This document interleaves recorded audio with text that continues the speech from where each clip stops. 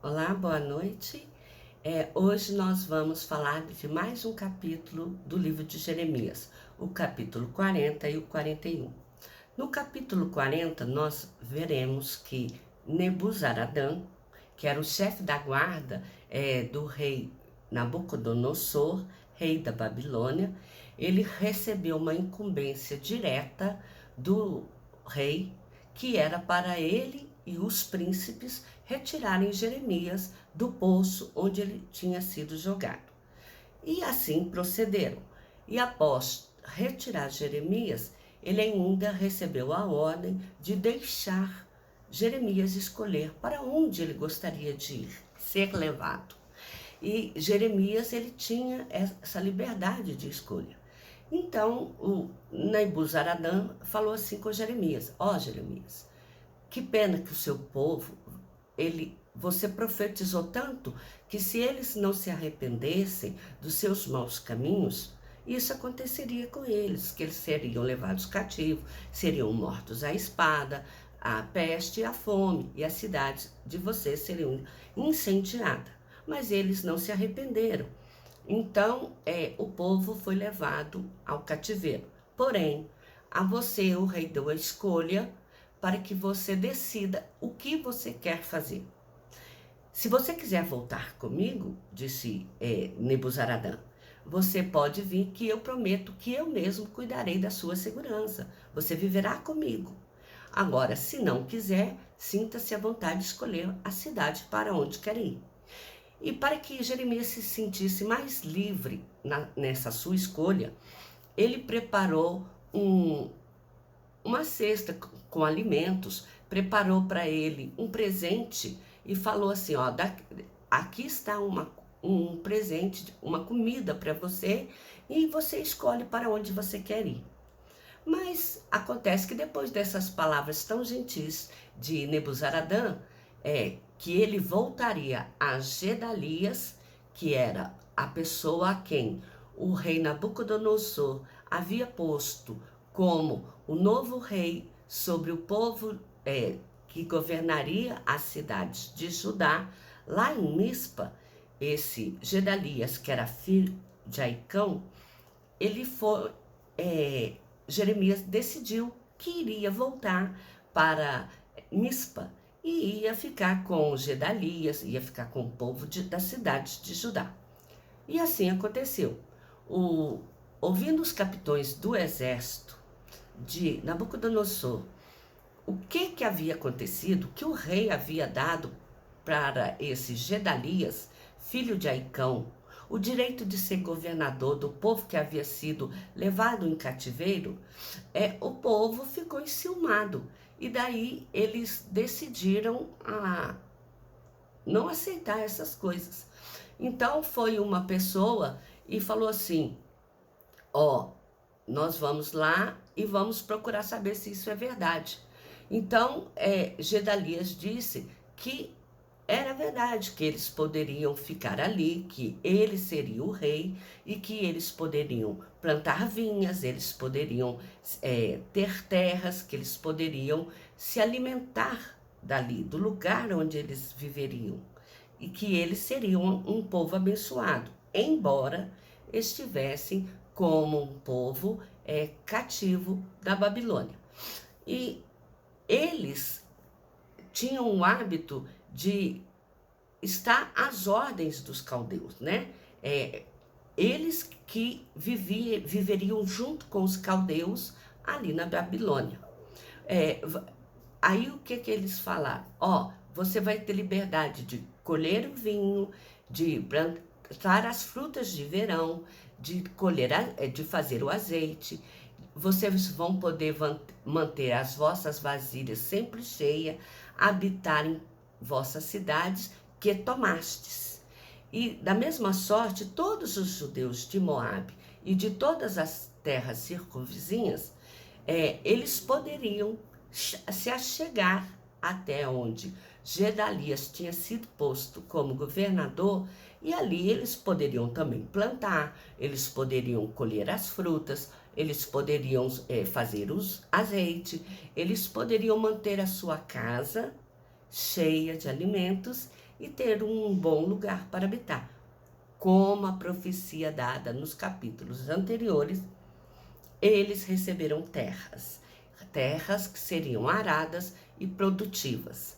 Mas acontece que, quando eles voltaram, uma pessoa chamada Joanã, que era filho de Careá, e os príncipes dos exércitos que estavam lá no campo, eles ouviram isso, que Gedalias tinha sido nomeado o governador de Mispa e que eles iriam tomar conta do povo que havia sido levado cativo. Então, eles foram e falaram assim: sabes tu que Baalins, rei dos filhos de Amon, enviou Ismael, filho de Netanias, para te tirar-te a vida, Gedalias? Mas Gedalias não deu crédito. Só que, quando foi no outro dia, Joanã disse a Gedalias em segredo: olha, eu vou agora e vou matar Ismael, sem que ninguém saiba. E daí você não vai morrer por causa de Ismael. E se tem congregado a ti fosse disperso e viesse a perecer o resto de Judá, que com você está. Mas Gedalias não acreditou e falou que não, deixa isso para lá. Isso é mentira que o povo está disseminando entre nós. Mas aí o capítulo 41 nos mostra que quando foi no 7º mês do ano, veio Ismael. E com ele veio Elisama e mais 10 homens, que eram capitães do rei. E eles vieram para conversar com Gedalias em Mispá. E ali eles comeram pão juntos. Só que após comerem os pães, beber o vinho, após um período de conversa, esses se dispuseram-se com Ismael e os 10 homens, e Ismael foi e feriu Gedalias à espada e o matou. E, consequentemente, eles ficaram pensando que eles mataram um homem a quem Nabucodonosor, rei da Babilônia, havia nomeado sobre a terra.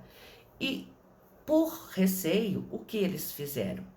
Ismael pegou e matou todos os judeus que estavam naquela cidade de Mispa. Mas os caldeus também estavam ali. E junto com os judeus,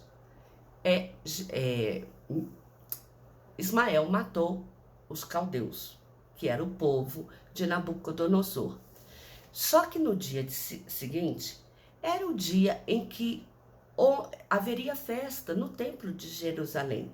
E assim, homens de Siquém, de Siló, de Samaria, ao total 80 homens, todos eles com a barba raspada, com suas vestes rasgadas, com o corpo todo retalhado de se auto-penalizar, eles chegaram à cidade para trazer ofertas de manjares e queimar incenso na casa do Senhor. E o que aconteceu? Vindo aqueles homens até o meio da cidade, Ismael os matou. E depois que Ismael os matou, ele mandou que jogassem os seus corpos num poço que ficava no meio da cidade. Mas dentre estes homens, Ismael teve 10 que chegaram para ele e pediram para que não fosse morto, porque eles tinham depósitos de trigo, tinham depósitos de cevada, de azeite e de mel escondidos no campo. Então, Ismael não os matou. E esse povo que foi jogado no poço, que ficava lá no centro da cidade, junto com Gedalias, que era um homem a quem o governador quem o rei Nabucodonosor havia posto por governador, ele também foi jogado. E este poço era o mesmo poço em que anos anteriores o rei Asa, na sua defesa contra Baasá, matou o rei de Israel, o pessoal que estava invadindo a cidade. E aí, o que acontece? Ouvindo Joanã e todos os demais príncipes, o mal que Ismael tinha feito aos homens que tinham sido levados cativo e que estavam sobre o governo de Gedalias, eles se reuniram e foram para buscar esse povo, para ver se libertava das mãos de Israel. Só que quando eles chegaram, o Ismael já estava perto das grandes águas do Gibeão, que era um riacho, né? E aí, o que acontece?